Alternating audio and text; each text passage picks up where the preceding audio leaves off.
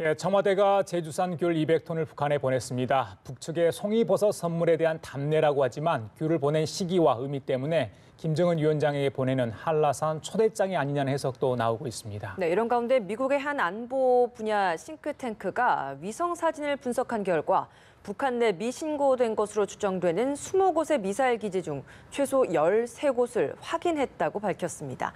관련 내용 양무진 북한대학원 대학교 교수와 함께 자세히 짚어보도록 하겠습니다. 네, 어서 오세요. 어서 오십시오. 안녕하십니까. 예.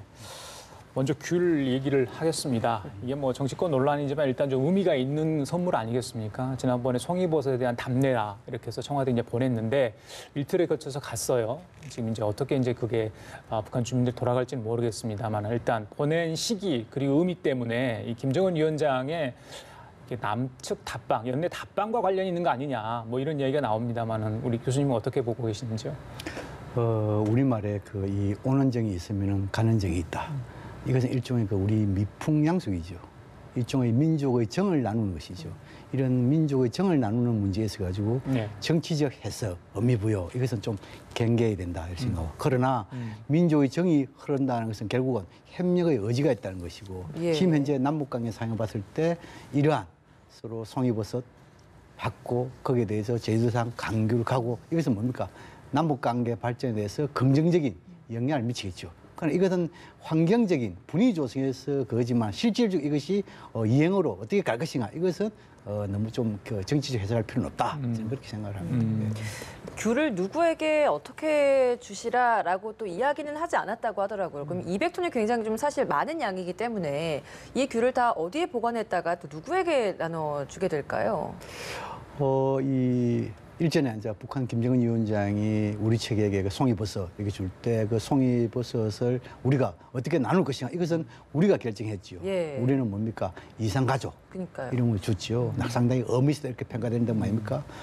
북한에도 과연 그 이산가족들이 줄 것인지 아니면 그 어린이라든지 노약자 이런 사람 줄 것인지 또 아니면은 지난 평양에서 그 빛나는 체조에 대해서 어린애 포함해서 한 3만 명 정도 동원됐다 이런 거 있습니까? 뭐 여기에 참가자는 줄 것인지 또 일부에서 이런 이야기도 있습니다. 혹시 김정은 위원장이 자신의 선물로 포장해가지고 충성을 다하는 사람들 주지 않을까 또 이렇게 미리 추정하는 사람도 있습니다. 박스에 보면 이게 남한에서 그렇죠. 이게 표시가 다 돼 있죠. 당연히 돼 있는데 그렇지만 이것을 포장을 뜯어내고 다른 비닐봉지 할 수 있지 않습니까? 이렇게 다 주장했고 또 일부에서는 북한에서 장마당에 나가 또 팔지 않을까 또 이렇게 추정하는 사람도 있습니다. 어떻든 간에 저는 뭐 그렇게 너무 지나치게 해석할 필요 없고 아마 김정은 위원장도 우리 측에서 주는 제주산 강귤 이것이 상당히 의미가 있다는 측면에서 아마 의미 있는 곳에서 전달할 것이다. 다시 말해서 노약자 이런 뭐 남북관계 발전에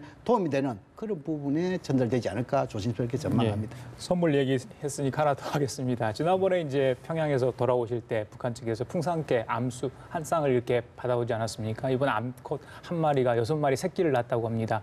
그래서 예전에 뭐 DJ 방문 시에도 저희들이 풍산개 받고 진돗개 주고 했던 뭐 그런 기억도 있는데 그 선물에 뭐 개를 주고받는 것도 하나의 이제 그 남측과 대표적인 북측의 어떤 개를 주고받는 거 이게 이제 하나의 뭐 관행처럼 굳어질지 모르겠습니다만 일단은 새끼를 낳았다 이거는 글쎄요 뭐 좋은 징조로 봐도 될까요? 어떻게 보십니까? 정상 간에 이 선물을 주고받는 것은 개인적인 문제가 아니고 국가 관계에서 협력을 하겠다는 일종의 상징의 의미겠지요. 이것은 뭐 동서고금 다 이렇게 흔히 있었던 일이잖아요. 일례로 뭐 이 중국의 시진핑 주석에 대한 중국의 상징인 그 판다. 또 특히 푸틴 대통령의 경우에는 그 칼을 상당히 중요시하기 때문에 이런 칼을 주는 이런 부분이 있고 또 일전에는 이 프랑스 대통령 마크롱 프랑스 대통령이 자신의 일종의 말을 상징 이렇게 해가지고 말을 선물하는 것도 있고 특히 몽골에서는 기만민족 상징이 있어가지고 어디 정상화는 말을 주는 이런 것도 많이 있었죠. 어쨌든 지금은 이제 북한에서 이 풍산개 하면은 이 양강도 풍산지방 우리 토종개지요. 이슬에 하면은 호랑이도 잡는 개다. 이렇게 용맹성 개를 알아있죠. 이러한 개를 우리에게 선물 줬다. 이것은 뭡니까? 김정은 위원장이 남북 간의 화해 협력 상징으로서 나름대로 의지를 담긴 선물이 아닌가 보여지고 이러한 선물 받은 이 풍산개 곰이라고 이렇게 알려져 있죠. 예, 예. 여기 대해서 새끼 한 마리도 아니고 그것도 6마리 나왔다. 이것은 뭡니까? 그 번성. 여기서 의미하는 게 아니십니까? 이것은 뭡니까? 앞으로 남북 간의 화해협력, 번성 이걸 예고한 측면이 있고 예. 혹시나 우리가 남북 관계에 또 서다 가다 이렇게 한 사례가 많지 않습니까? 혹시 어려움 있을 때 우리 문재인 대통령도 그 이 풍산개 이거를 보면서 초심으로 돌아가는 마음을 다지는 그런 계기점 이런 측면에서 나름대로 의미가 있다 이렇게 예. 생각을 합니다. 좋은 기운을 가져다 주는 상징적인 의미는 바로 확실히 있는 것 그렇습니다. 같습니다. 예. 이 남북관계 개선에 있어서 좀 실질적인 움직임이라고 할 수 있는 것이 바로 GP 또 JS의 비무장화일 것 같은데 이제 GP 전방 철거가 이제 시작이 됐고요. 여기에 대해서도 상당히 좀 의미가 있을 것 같아서 짚어보고 싶습니다. 이 남북 정상 간의 군사 분야 합의서 예. 이행이 하나하나 차근차근히 잘 되고 있다는 반증 아니십니까? 일례로 그 이 공동경비구역 이것은 이미 그 이 비무장화 평화지대화 됐지요. 예. 또 지금 이제 이어가지고 이 MDL 다시 말해서 군사 분계선 예. 남북 양측으로 2km 이에 대해서 지금 상징적인 GP 각각 11곳이 이렇게 해가지고 철수한 이것도 뭡니까? 소위 말해서 비무장지대의 비무장화, 더 나아가서 평화지대가 되는 것이죠. 이것은 엄격히 말하면 정정협정을 성실히 준수하고 있다 이렇게 보여야 되겠죠. 또 한편은 문제는 뭡니까? 이런 GP가 철수됐다는 것은 결국은 뭡니까? GP라는 것은 이 냉전의 산물, 냉전의 행주소를 보여주고 있잖아요. 이것이 탈냉전으로 가고 있다 이렇게 보여주겠죠. 그렇다면은 큰 틀에서 평화지대화 또 그리고 작은 통일의 공간 이렇게 봐야 되죠. 예. 앞으로 그렇다면 이것이 점점 늘어난다면 자연스럽게 예. 이거에 대해서 이 생태, 환경, 관광 이래 되면서 남북한 모두 윈윈하는 이런 지역으로 갈 수 있겠죠. 예. 지금 화면 보시면 이제 어제 또 최근에 작업했던 그 광경이거든요. 전방 GP입니다. 육군 참모총장 직접 가서 현장을 좀 둘러봤습니다만은 저도 최근에 GP를 갈 수 있는 기회가 있었어요. 그래서 우리 장병들이 너무 고생을 많이 하더라고요. 근데 그런 GP가 철수됐기 때문에 어떤 장병들이 생각을 할지도 참 궁금한데 일단은 굴착기를 동원해서 했습니다. 그러니까 저희들 같은 경우는 일단 건물이 이렇게 눈관으로 볼 수 있는 거로 육상으로 나와 있기 때문에 굴착기를 얼마든지 가능하지만 북한 같은 경우는 이야기를 들어보니까 이게 지하로 이렇게 아래쪽에 많이 시설들이 돼 있다고 해요. 그러니까 눈에 보이는 것은 조그마한 어떤 망루 정도고 아래쪽에 시설이 있기 때문에 폭파 방식을 동원해서 이걸 철거를 한다고 하는데 그 분야에 대해서는 나중에 상호 검증을 통해서 서로 이렇게 확인할 수 있는 겁니까? 철거가 제대로 완료됐다는 거는 어떻게 좀 확인이 가능할까요? 처음에는 시설, 그다음 그 인력, 마지막으로 그 철거에 대한 검증 이런 단계 다 나눠져 있죠. 예, 예. 그런 지금 봤을 때 우리는 지상 건물 이런 데 대해서는 일종의 뭔가 굴착기를 통해 가지고 어찌 보면 환경 보호 또 혹시나 그 이 위험성 이래서 다 감안해 가지고 우리는 굴착기를 통해서 차근차근히 이러니까 방금 앵커에 말씀하신 대로 북한은 주로 지하, 예. 요새화 이런 것이 좀 많기 때문에 예, 예. 아마 폭파하는 뭐 폭파하다 보면 자연적으로 위험성이 따르겠죠. 그렇죠. 어떻든 간에 양측 다 이렇게 남북 군사 합의서에서 시범 케이스로 GP 철수 이 부분에 대해서 완료됐다. 그리고 앞으로 이제 이 남북 간 합의해가지고 이러한 부분에 대해서 검증하는 절차가 있을 거예요. 이 검증도 단순히 남북한이 하는 게 아니고 남북 플러스 예. 유엔사 이렇게 같이 하기 때문에 예, 예. 이러한 것이 시작일 때부터 마무리까지 상당히 의미 있는 과정으로 가고 있다. 저는 그렇게 분석을 합니다. 공군 첫 공중급유기도 어제 한국에 도착했잖아요. 이제 총 내년까지 넉 대를 도입을 하겠다라고 했는데 이건 실질적으로 우리 공군 전력에 좀 어느 정도 도움이 되는 겁니까? 조금 이 군사 분야 현대화 이것도 관계되겠죠. 이 공중급유하면은 돈도 상당한 금액 아니십니까? 일부에서 지금 이제 보도에 보면 약 한 1조 5천억 정도 이렇게도 지금 예상하고 있잖아요. 예. 그럼에도 불구하고 우리 공군이 소위 말 현대화 또 지금은 이제 일부에서 우려하는 시각도 있지 않습니까? 사실은 한반도 군사적 긴장 완화, 완충지대화 막 이런 것을 상당히 노력하고 있는데 이에 대해서 우리의 군은 상당히 뭡니까 약화되는 거 아니냐 예, 이렇게 예. 우려하는 측면이 있겠죠. 어떻든 간에 문재인 정부의 평화 번영의 한반도 정책에 대해서는 강한 한보를 토대한 나름대로 이 한반도 정책이기 때문에 그런 차원에서 군의 국방력 강화는 하나 하고 있다. 그에 대한 하나의 반증으로서 이렇게 공중급유기를 이렇게 도입하는 것이 아닌가 보이고 이 공중급유기에 있어가지고 중요한 대목은 일례로 우리가 이제 F-15, 16 이런 전투기가 이 연료 이것을 가득 채워가 간다 하더라도 예. 날아가는 시간 들어오는 시간, 실질적으로 목표 지점에서 공격을 하는, 전투하는 이 시간이 상당히 짧을 수밖에 없습니다. 예. 그런데 공중 거비가 있다는 것은 결국은 전투의 이런 뭡니까 시간이랄까요? 예, 예. 이런 반경 예. 이것을 상당히 늘릴 수 있는 그런 예. 측면에서 우리 공군의 이런 그 능력 강화 이에 대해서 크게 도움이 되는 하나의 상징성이 아니겠냐 이렇게 볼 수 있겠죠. 군사 분야의 남북 간의 어떤 평화 무드 조성과 별개로 우리 군의 어떤 전력 강화 부분은 필요해서 이런 것들 계속 추진하고 있는 걸 텐데요. 북한은 이번에 공중 급유기 도입에 대해서 어떤 반응을 보일까요? 지난번에 이거 결정됐을 때 굉장히 전쟁 도발 아니냐, 뭐 그래서 강하게 좀 반발을 했던 것 같은데 어떻게 생각하십니까? 북한 항상 그렇게 이야기합니다. 그 이 군비 경쟁라고 한다면 이것은 전쟁 범죄 행위다 이렇게 하고 특히나 북한은 그 이 전략군 사령관 미사일이라든지 핵이라든지 여기에 대해서는 지금까지 강화를 해왔지만도 다른 데에 대해서는 상당히 재정이 열악하잖아요. 그래서 이 노화된 배, 함선 이것은 결국 뭡니까? 해군의 열악함을 보여주겠죠. 또 공군 비행기도 그렇게 많이 없잖아요. 또 지금 이제 국제사회의 유류 이런 압박 제재 속에서 비행기 훈련도 제대로 못 하잖아요. 그런 측면을 봤을 때 예를 들어 우리의 해군 강화 또 우리의 공군 강화 이렇게 할 경우에는 일종의 군비 경쟁을 촉발한다는 그런 의미 보이속에서 전쟁 범죄 행위다 이렇게 이야기하겠죠. 예. 어쨌든 간에 지금은 이제 북한, 남북한 모두 이런 군비 이런 데에서 이 군비에 대해서 이 경쟁을 완화시키는 이것은 두 가지 방법이 있어요.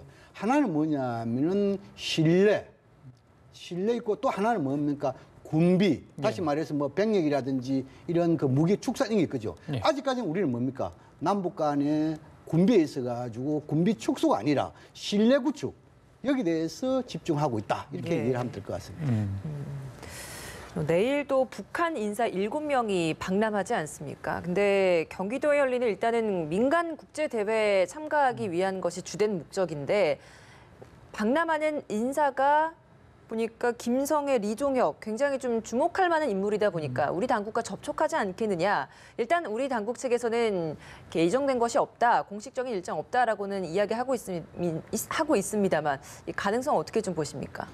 물론 뭐 이종혁, 그러면 지금 이제 우리 따지면 국회의원 신분을 가지고 있고 또 우리 지금 이제 아태 평화위 예. 지금 이제 부위원장을 맡고 부위원장이죠. 있죠. 이 아태 평화위라는 것은 이런 남북 관계 또는 해외에서 민간급의 교류 협력을 일종의 총괄하는 이 노동당의 외곽 조직 아니겠습니까? 네. 또 그리 지금 이제 김성애의 경우에는 이런 통전부에서 실질적인 실무를 지금 이제 총괄하고 있는 그러한 인물이다 이렇게 볼 수 있겠죠. 그렇죠. 뭐 그런 사람이 이런 남쪽을 방문한다라고 예. 한다면 자연적으로 관심을 가지지 않을 수 없지요. 근데 지금 문제는 남북 간에 고위급 정상회담을 비롯해가지고 고위급 실무회담 다양한 분야에서 회담이 다 이렇게 카운터파트 회담이 열리고 있고 특히나 개성에 남북 연락사무소 있단 말입니다. 그런 측면을 봤을 때 이번 왔을 때는 순수하게 그 일제 강점기, 강제징용에 대한 일종의 국제적인 학술회의 여기에 전념하지 않을까 이렇게 보여지고 예. 그럼에도 불구하고 예를 들어가지고 지금 이제 이종혁이라는 예. 사람이 결국 뭡니까 이 조선 카톨릭 협회 이 또 결성한 인물이고 그렇죠. 또 지금 이제 이 우리의 국회의원 그 이 북한 최고인민회의 대의원 이런 측면에서 또 뭔가 이 EU하고 이런 그 국제의원연맹 여기에 대해서 대표로 활동한 측면이 있지 않습니까? 그렇다면 혹시나 국회의당 관련해 가지고 국회의당. 우리 국회 예. 여기에 의원들이라든지 이런 사람들이 좀 관심을 가지고 만나자고 한다 하든지 교황 방법. 그렇죠. 예. 또 교황의 방법 이런 부분에 대해서 일종의 우리의 그 카톨릭 관계자들 예. 또 만나야 하든 이렇게 요청이랄까요? 이렇게 한다면은 자연스러운 만남 가능성은 배제할 수 없다. 그렇지만도 당국 간의 만남 이것을 뭡니까 공개적, 공식적 이런 만남의 가능성은 좀 낮은 것이 아니겠느냐. 저는 그렇게 분석을 합니다. 말씀하신 것처럼 북미 고위급 회담이 지난번에 연기되지 않습니까? 이후에 이제 언제 연결될지 아직 확실하지가 않습니다. 이런 가운데 이제 조명균 통일부 장관이 오늘 이제 미국을 방문합니다. 거기 가서 무슨 이제 간담회, 또 토론회에서 발표 기조연설도 하고 그러는데 폼페이오 국무장관을 과연 만날지 또 만난다면 어떤 얘기를 할지 지금 상에서 중요한 방문일 것 같거든요. 어떻게 생각하십니까? 통일부 장관은 그 남북 관계를 총괄 조정하는 수장 아닙니까? 이 사람이 직접 미국에 가서 우리의 대북 정책 또 남북 관계 현황 예. 이런 것을 설명한다는 것은 상당히 의미가 있겠죠. 더 나아가서 지금 현재는 미국의 중간 선거가 끝난 상황이잖아요. 끝난 상황에서 가지고 미국의 이런 대한반도 정책 어떻게 변화될 줄 모르잖아요. 그렇다면 이런 북미 관계, 이런 한미 관계, 이런 전반적인 상황에서 가지고 우리가 주도하는 이런 정책에서 가지고 설득설명하는 비단 그 관료들뿐만 아니고 의회 관계자라든지 전문가들이라든지 또는 언론인들 더 나아가서 우리 동포들에게 이렇게 설명하는 것은 상당히 의미가 있다 보이고 그런 상황에서 혹시나 폼페이오 장관을 만난다면 더욱더 의미가 있겠죠. 특히 또 폼페이오 장관은 일전에 남북관계 관련해 가지고 이 우리 조명균 통일장관에게 직접 전화한 그런 사료도 있지 않습니까? 그렇다면 지금 이번에는 전화보다 직접 만나가지고 설명을 듣고 또 이 미국 측의 대한반도 정책 설명해 준 이것이 상당히 중요하겠죠. 그런데 폼페이오 장관도 상당히 바쁜 인물 아니겠습니까? 근데 꼭 폼페이오 장관 만나면 좋겠지만 못 만난다 하면은 그 국무회 부장관도 있고 또 지금 이제 백악관에 여러 이 고위 당국자 있지 않습니까? 이런 차원에서 아마 만날 가능성이 있고 거기에 대해서 서로 의사소통, 한미 관계 또 한반도 문제를 둘러싼 이해의 폭을 넓히는 계기가 될 것이다. 저는 그렇게 전망합니다. 근데 지금 미국 기류를 좀 보자면 북미 고위급 회담 연기된 이후로 전반적으로 굉장히 대북 압박 기조를 좀 높이고 있는 것 같거든요. 폼페이오 장관도 그렇고 펜스 부통령도 그렇고 발언들이 상당히 좀 수위가 높아졌는데 이것 좀 의도가 어디 있다라고 보십니까? 우리 과거 경제 사례 보면은 협상 와중에도 장외에서 기싸움을 많이 하지 않습니까? 특히 미국 입장에서는 협상의 수단이 강대국이니까 워낙 많잖아요. 그런데 북한은 그렇게 협상 수단이 많지 않잖아요. 그래서 주로 뭡니까? 외곽 단체에서 압박하는 이런 전략 전술을 많이 구사하겠죠.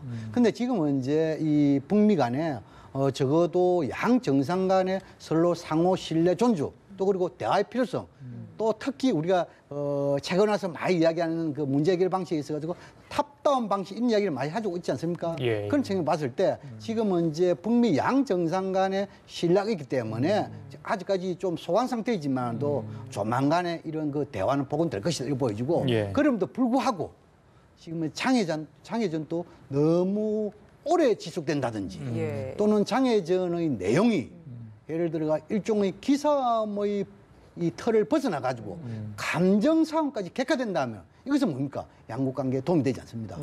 특히 이러한 사례로서 최근에 북한의 그 일종의 뭡니까? 미국 연구소 소장이라는 사람이 좀 뭐랄까 앞으로 북미 관계 대화 잘 안 되고 이러던다면은 결국은 미국의 대북 압박 제재가 지속된다면은 병진 노선 이것을 다시 복귀할 수 있다.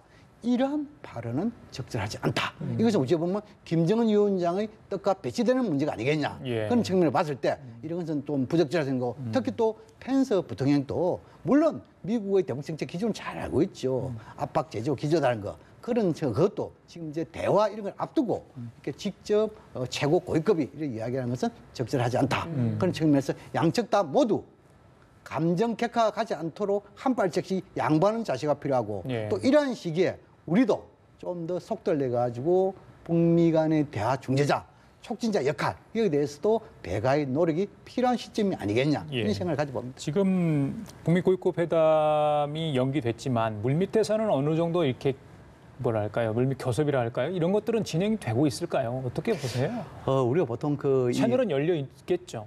다양한 채널 다 있죠. 그런데 이제 우리가 이 북미 간의 물밑 접촉이 있어가지고 어떤 방식으로 이루어지고 있느냐 여기 대해서는 지금 이제 상당히 그 증거들이 잘 나타나지 않고 있습니다. 예를 들어 가지고 무슨 최선희 비건 간의 실무가 또 그냥 그 밑에 또 실무가 이런 부분에서 과연 대화를 하고 있는 것인지 또 그 우리가 보통 이렇게 접촉을 한다는 것은 이렇게 대면 접촉도 있지만도 전화상으로 또 요새는 이메일이 많지 않습니까? 또 뭡니까? 3자를 통해 가지고 메시지 이런 여러 방법이 있단 말입니다. 또 지금 특히나 이 북미 간에는 뉴욕 채널도 있지 않습니까? 그런 모든 걸 봤을 때 아마 큰 틀에서 실무자 간에 나름대로 접촉을 하고 있다. 그 접촉처에서 때론 접점 찾은 것을 더 넓히는 과정이 있고 때론 그 접점을 못 찾은 상황에서 이것을 찾기 위한 노력 이것이 지속하고 있다. 저는 그런 측면에서 나름대로 지금까지 북미 간에 상당히 악화된 그런 상황은 아니다. 이렇게 분석을 합니다. 그 트럼프 대통령이 중간 선거 전에요. 뭐 선거 운동용으로 사용했는지 모르겠습니다만은 그 북미 관계 잘 되고 있다. 지금 봐라. 뭐 북한이 도발해오지 않고 있지 않느냐, 자신의 성과다 이런 식으로 많이 이야기를 하지 않았습니까? 그런데 미국의 싱크탱크죠, 이 전략국제문제연구소 CSIS가 있죠. 이 약 20곳으로 추정되는 북한 내 미신고 미사일 기지 중에 13곳이 있는 것이 확인이 됐다 이런 이야기입니다. 뉴욕 타임즈가 뭔가 북한이 큰 속임수를 쓰고 있는 거 아니냐 뭐 이런 이야기 있는데 과연 이 기지가 어떻게 활용되고 있고 이게 이제 흔히 말하는 글쎄요 북한이 이 기지를 어떻게 활용하고 나중에 이제 미국이 요구하는 핵 미사일 그 리스트에 포함되는 그 부분인지 이걸 그동안 북한은 미사일 기지가 없다고 하지 않았나 싶은데 이게 정말 있고 활용 방법이 우리가 걱정되는 수준이라면 이 문제를 계속 도드라지게 해서 좀 저희들이 이제 문제 삼을 이슈가 될 만한 그런 것 아닌가 싶거든요. 어떻게 보십니까? 그래서 이제 이런 것을 볼 때 빨리 북미 간에 대화를 해가지고 신고 사찰 검증 예. 또 거기에 대한 상응 조치 이것이 빨리 그 이행돼야 된다. 이게 하나의 반증이겠죠. 근데 지금은 이제 이 CSIS의 보고서 여기에 토대한 이 뉴욕타임즈 이 보도랄까요? 예. 여기에 대해서 좀 몇 가지 조금 뭐랄까 이해가 안 되는 부분이 있단 말입니다. 예를 들어 지금 이제 13곳, 20곳 여기에 대해서 미사일에 대해서 구체적인 진명 장소가 나오지 않단 말입니다. 혹시 지금 하나 나오고 있는 것은 황해북도 예, 그 황주. 황주군의 삭감몰. 잠깐만. 그것은 이미 2016년도에 다 드러난 그런 장소거든요. 그때 단거리 탄도 미사일 그렇죠. 발사했던 예. 곳이죠. 다들 그것은 뭡니까 미신고에 대해서 뭐 거기에 대해서 지금 비밀리에 하고 있다는 것은 설득이 떨어지는 것이고 또 지금 이제 거기에 대해서 나름대로 증거를 제시한 사진 이것도 뭐냐면 6.12 북미 정상회담 이전의 사진들입니다. 3월 달의 사진들이다. 3월 달에는 뭡니까? 북한이 비핵화하겠다 이렇게 약속하는 그런 시점이 아니잖아요. 북한은 지금 뭡니까? 이 백지 노선을 철회한 그것은 뭐냐면 4월 20일이잖아요. 그런 측면에 봤을 때 이런 사진 설명이라든지 기타 이에 대해서 비밀 장소라든지 이에 대해서 좀 뭐랄까 정확한 근거 자료를 제시하지 못하고 있다. 이런 측면을 봤을 때 좀 우려스러운 오히려 이것이 어찌 보면은 여론몰이를 해가지고 이 북미 간 다시 말해서 트럼프 대통령과 김정은 위원장을 비핵화 이런 부분에 대해서 이런 합의 정신 이것을 훼손할 수 있는 그런 측면이 있단 말입니다. 그래서 여기에 대해서는 좀 상당히 조심할 필요가 있다. 그럼에도 불구하고 언론에서 제기했기 때문에 이것은 결국 뭡니까? 북미 간의 탄도미사일을 비롯한 유엔 안보리 대북 제재에 관계되는 모든 이런 대량 살상 무기 이런 부분에 대해서 빨리 해결하라는 촉구의 의미로 받아들인다면 나름대로 이 보도도 의미 있다. 그런 생각을 봤을 때 빨리 북미 간의 실무회담, 고위회담, 정상회담 내려가지고 문제 해결을 가는 방향 이게 필요한 시점이 아닌가 생각됩니다. 예, 중간 선거 이후에 이게 나왔기 때문에 더 저희들이 살펴봐야 될 것 같습니다. 지금까지 양무진 북한 대학원 대학 교수와 함께 얘기 나눠봤습니다. 말씀 감사합니다. 예.